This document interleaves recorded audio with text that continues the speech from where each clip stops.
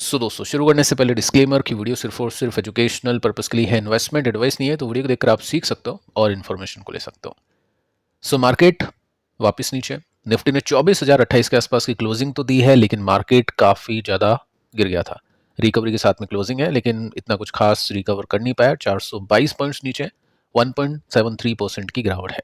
साथ में आप देखोगे ना तो यहाँ पे यूएसडी इंक्रीज कर चुका है और काफ़ी बड़ी तेजी है। अगर मैं करेंसी के हिसाब से इसको देखूँ तो रुपीज़ के अंदर काफ़ी बड़ी गिरावट आज देखने को मिली है। एफआईएस ने माल बेचा होगा। आगे चल के भी चीज़ों को चेक करते हैं। निफ्टी बैंक में काफ़ी बड़ी गिरावट है, 3% का क्रैश। मिड कैप 2% के साथ में नीचे, स्मॉल कैप मोर देन 2% के साथ में नीचे जाके बंद हुए हैं। स्टॉक्स हम देखें तो मैक्सिमम कंपनी के स्टॉक्स आज नीचे गिरे हैं। एक्सपेक्टेड था, कल वीडियो दे नहीं पाया मैच की वजह से। आपने भी शायद मैच को देखा होगा, एंजॉय किया होगा।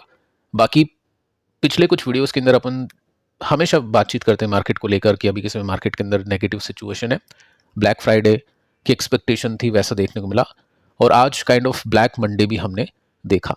निफ्टी आईटी को देखने चले तो यहाँ पे गिरावट नहीं है, क्योंकि यूएसडी इंक्रीज कर चुका है और यहाँ पे ग्लोबल जैसा कोई क्रूड ऑयल का इम्पैक्ट है नहीं, तो आज इसमें गिरावट हुई नहीं। बाकी सब कुछ नीचे है। सरकारी bank, private bank, automobile, metal, energy, सब कुछ नीचे जाके बंद हो चुके हैं। तो रियल रीजन क्या है गिरावट के पीछे का, उसको चेक करते हैं। टेक्निकली निफ्टी का बॉटम कहाँ पे हो सकता है आज की सिचुएशन के हिसाब से, उसको एनालाइज करने की कोशिश करते हैं। फर्स्ट अपन चेक करते हैं कि क्या रीजन है स्टॉक मार्केट के गिरने के पीछे के। तो पहला और सबसे बड़ा रीजन है तेल। इसका जो प्राइस है इंक्रीज कर चुका है, पहुंच चुका है $115 पर बैरल। अभी कुछ टाइम पहले अपन बातचीत कर रहे थे, ये 70 की रेंज में था, 70-75 के आसपास था। उसके बाद में 80 हुआ, 80 के बाद में एक झटके में 120 के आसपास ये पहुंच गया। आप देख सकते हैं ब्रेंट की बात करें तो 26% का जंप है, $117 के आसपास ये पहुंच चुका है। फर्स्ट टाइम ये अभी हमको देखने को मिल रहा है सिंस 2022। और इसी वजह से मैंने आपको पिछले कुछ वीडियोस के अंदर रिलेट किया था कि रशिया यूक्रेन में जो सिचुएशन थी उससे आज हम रिलेट कर सकते हैं। अगर मैं आपको कंपैरिजन करके बताऊं तो रशिया यूक्रेन से भी ज़्यादा खराब सिचुएशन अभी चल रही है। ठीक है, आगे चलते हैं। यहाँ पे आप देख सकते हैं सिंपली कि हम इंपोर्ट करते हैं 90%, और उसकी वजह से $1 भी अगर इंक्रीज करता है तो उसमें 16,000 करोड़ रुपीस का नुकसान अपने को होता है। इस नुकसान की वजह से क्या होगा, करेंट अकाउंट डेफिसिट कम होता है, सरकार के पास में रिजर्व कम होते हैं, इन्फ्लेशन बढ़ता है, रुपीस गिरता है, एफआईएस का इन्वेस्टमेंट भी गिरता है। आप देख सकते हैं यहाँ पे मेंशन कर रखा है इन्फ्लेशन बढ़ेगा, इंडियन रुपीस कमजोर होगा, अकाउंट डेफिसिट बढ़ेगी बहुत ज़्यादा, और साथ में जो कंपनीज है उनकी प्रॉफिटेबिलिटी के ऊपर इम्पैक्ट आएगा, क्योंकि अब गेम Q4 के हिसाब से देखा जाएगा। ठीक है, एक महीना ये है जो बाकी है, उसके बाद में Q4 के नंबर्स आने शुरू हो जाएंगे। आगे चलते हैं। आप देख सकते हैं अगर कंटिन्यूसली यहाँ पे क्रूड का प्राइस ऊपर रहा तो आरबीआई अपने पॉलिसी के अंदर हॉकिश टोन दे सकता है, यानी रेट कट नहीं होगी, रेट इंक्रीज भी हो सकती है। आगे वाले वीडियोस के अंदर डिस्कशन करेंगे कि ग्लोबली अभी रेट के अंदर क्या चांसेस है, ट्रेडर अभी किस तरह से मार्केट को देख रहे हैं। तो बेसिकली यहाँ पे प्रॉब्लम बढ़ेगी। उसके बाद में आप देख सकते हैं कि क्रूड प्राइस जो इंक्रीज कर चुका है उसका सीधा सीधा मीनिंगफुल हिट पड़ेगा Q4 के रिजल्ट्स के ऊपर। अब Q3 के रिजल्ट आपने देखे, कुछ खास नहीं थे, और अभी जो एक महीना है, जो 1.5 महीना हम बोल सकते हैं, जो हाई क्रूड के अंदर चला है, इसका सीधा इम्पैक्ट होगा। और Q4 के बाद में सबसे बड़ा जो इम्पैक्ट होगा वो Q1 में होगा। पॉइंट ये है कि अगर ये सस्टेन करता है क्रूड का प्राइस $100 पर बैरल के ऊपर, अभी एक्सपेक्टेशन क्या है उसको भी चेक करते हैं, तो फिर डेफिनेटली Q1 नहीं, Q2, Q3, Q4 अगले कुछ साल तक सीधा सीधा इम्पैक्ट आपको स्टॉक्स के अंदर और जो कंपनी के रिजल्ट्स उनके अंदर देखने को मिलेगा। सेकेंड जो रीज़न है रुपीज़ का गिर जाना, जो अभी हमने देखा डॉलर तकरीबन 0.66% के साथ में तेज था, तो यहाँ पे आप देख सकते हैं रुपीज़ अभी के समय 92.33 पर हिट कर चुका है, जो कि ऑल टाइम लो है। डेली बेसिस पे हम बोल सकते हैं या फ्रीक्वेंटली हम बोल सकते हैं ऑल टाइम लो रुपीज़ लगाता हुआ देखने को मिल रहा है। तीसरा रीज़न है, सबसे बड़ा रीज़न है, क्रूड का प्राइस क्यों बढ़ रहा है, वॉर की वजह से। वॉर अगर रुकती है तो चीज़ें सही हो सकती है, लेकिन नो साइन, अभी कोई भी साइन देखने को नहीं मिल रहा है। और यही बात मैंने आपको बताया था डे 1 पे कि डे 1 पे मार्केट गिरा था, उसके बाद में थोड़ा सा रिकवर हुआ था, लेकिन आपको वो जो रिकवरी है ना वो शॉर्ट कवरिंग वगैरह होती है, तो उसके बेसिस पे आपको जज नहीं करना चाहिए मार्केट को। जब तक फंडामेंटल ओके नहीं है, टेक्निकल आपको नहीं देगी सही पिक्चर। डेफिनेटली यहाँ पे आप देख सकते हैं कि वॉर अभी एंड नहीं होगी, इसके ऊपर भी आगे चल के डिटेल में बातचीत करेंगे। बाकी क्विक ब्रीफिंग आपको दे देता हूँ कि सुप्रीम लीडर के मरने के बाद में उसका जो बेटा है उनको सुप्रीम लीडर बना दिया गया है। ऑब्वियस है, सुप्रीम लीडर वो बन चुके हैं, नई सत्ता उनके हाथ में है, सेलिब्रेशन हुए हैं, बहुत ज़्यादा एक्सपेक्टेशन है उनसे। सो आप देख सकते हैं साफ साफ बोल दिया कि जो ईरान है वो बैक डाउन नहीं करेगा, वो वॉर से पीछे नहीं हटेगा, सिंपल सा फंडा है। और यहाँ पे आप देख सकते हैं ईरान के जो फॉरेन मिनिस्टर हैं उन्होंने भी रिजेक्ट कर दिया है सीज फायर की कॉल को, यानी सीज फायर भी नहीं होगा और वॉर भी नहीं रुकेगी। सो ये बहुत ही खराब और बहुत ही चिंता का विषय है। यूएस डॉलर इंक्रीज कर चुका है, बॉन्ड यील्ड जंप कर चुकी है। देखो यूएस में बॉन्ड यील्ड मतलब जो इंटरेस्ट की जो रेट होती है वो कम होती है इंडिया के कंपैरिजन में। जैसे एफडी अगर आप यूएस में करवाते हो तो आपको रिटर्न्स नहीं मिलते कुछ खास, इंडिया में तकरीबन आपको 6 to 7 या उसी के आसपास के रिटर्न्स आपको मिल जाते हैं।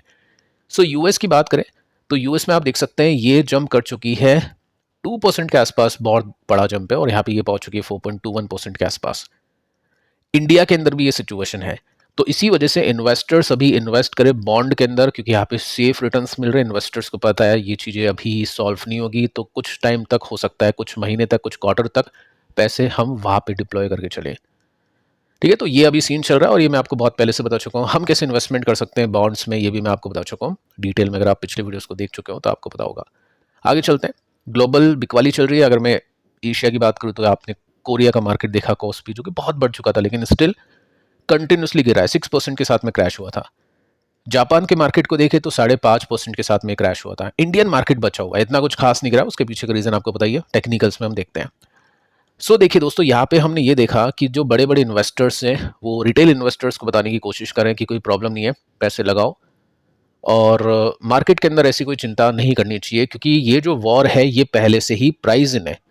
अगर आपने इनका बयान सुना होगा तो ये जो वॉर की जो गिरावट है वो हो चुकी है, बॉटम बन चुका है, क्योंकि जितनी भी प्रॉब्लम्स थी वो सब प्राइज इन हो चुकी है। प्राइज इन का मतलब पता ही है आपको कि अगर कुछ प्रॉब्लम है तो वो स्टॉक के प्राइस में पहले से ही आ चुकी है। मैंने आपको डिटेल में बताया था कि ये इनका जो स्टेटमेंट है 100% गलत है। सेल्फिश स्टेटमेंट होते हैं फंड मैनेजर की, क्योंकि अगर आपको ये सच बता देंगे तो आप पैसे नहीं लगाओगे, कुछ टाइम तक एक्विटी में इन्वेस्टमेंट आप नहीं करोगे, लिक्विड फंड में इन्वेस्ट करोगे या जो भी आपको करना है वहाँ करोगे, तो इनकी कमाई रुकेगी, इनकी कंपनी की जो ग्रोथ है उसके अंदर इम्पैक्ट होगा।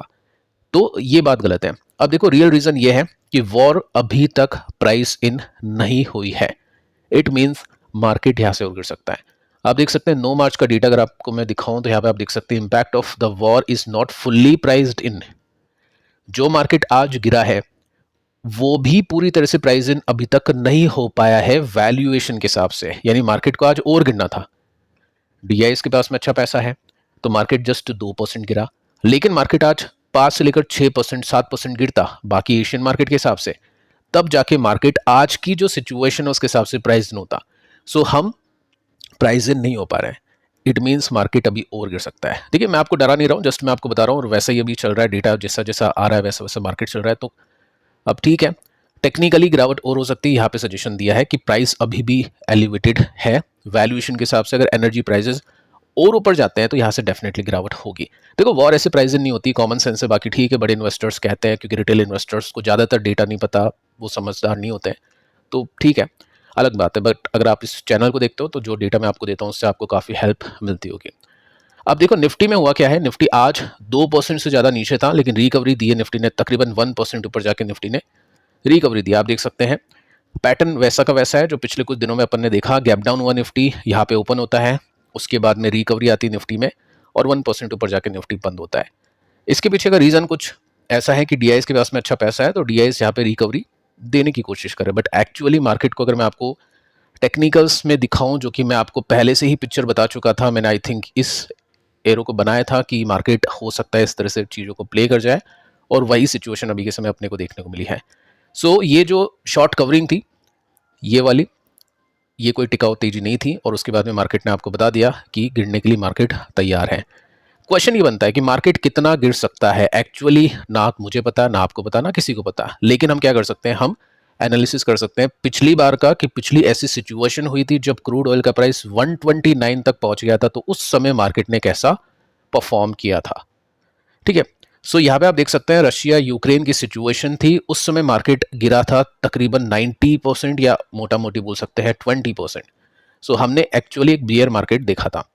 अब यहाँ पे आप देखोगे ना तो अभी मार्केट कहाँ पे है, अभी मार्केट यहाँ पे है। अगर मार्केट को 19% गिरना है टोटल, तो ये जो बॉटम था यहाँ तक मार्केट गिरेगा, जो कि प्राइस आप एक बार देख लेना, मैं बता नहीं सकता हूँ आपको, ठीक है। तो ये चीज़ें आप चेक कर सकते हैं, ऐसी कुछ एक्सपेक्टेशंस फिलहाल के लिए रख सकते हैं, क्योंकि मार्केट अभी तक पूरी तरह से प्राइस इन नहीं किया है वॉर को, और चीज़ें यहाँ से और भी बिगड़ सकती है। सो फिलहाल दोस्तों इस वीडियो में इतना ही। इस वीडियो को बिल्कुल भी मिस मत करना। 50% क्रैश आ सकता है क्या स्मॉल एंड मिड कैप्स में, डेटा दिया है वैल्यूएशन का हिस्ट्री के हिसाब से, काफ़ी इंटरेस्टिंग है। प्लस कैसे आप एक अच्छा म्यूचुअल फंड खरीद सकते हैं, क्या क्या चीज़ें हैं, ज़्यादा कुछ नहीं है, 2-4 चीज़ें मैंने आपको बताई है कैसे आपको चेक करना है। अगर आपके पास में कोई फंड है उसमें कंटिन्यूसली पैसे लगाने हैं या थोड़ा सा रोकना है, न्यू फंड सिलेक्ट करते टाइम आपको क्या देखना चाहिए, सब कुछ मैंने आपको यहाँ पे बताया। तो इस वीडियो को आप देख लेना। मिलते हैं नेक्स्ट वीडियो में, तब तक के लिए बाय बाय।